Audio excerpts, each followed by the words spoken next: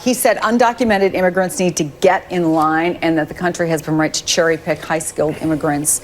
Biden has been viewed sometimes with suspicion. Obviously, he worked in an administration where his president was called the deporter-in-chief. What does he need to do here? So I've said this before, and I want to remind people I'm not a political operative. I'm a journalist, and in this case, I'm not even speaking for NPR or for any organization. It's just kind of me as a person. He needs to apologize. He needs to say, I should not have said that. Well, no, actually, what I think, and this is where it's broader about the Democratic Party, right?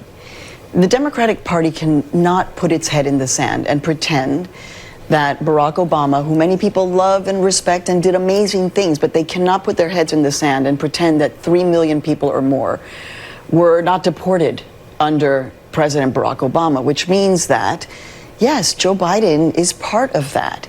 So what I would do is not focus on the specificity of what he said here or what he said there. And by the way, we can talk about the getting in line thing, because I was just in Mexico and I saw people in line. So there is a line, sadly now.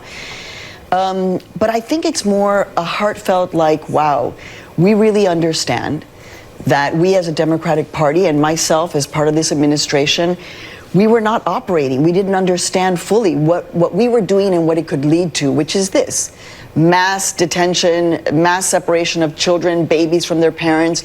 It's all part of where we've gotten to now. So it's complicated, right? Because I'm sure his staff is saying, well, we can't if we own up to it. But I think that Latina voters would really appreciate somebody just coming straight up and saying, wow, what a mistake. We shouldn't have done this. I need to take responsibility. And from there, move on. By the way, before, I just want to say something about Beto.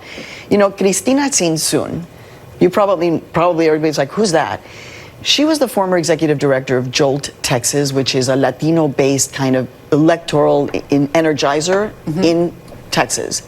She just quit that job and announced 2 days ago that she's running for Senate in Texas.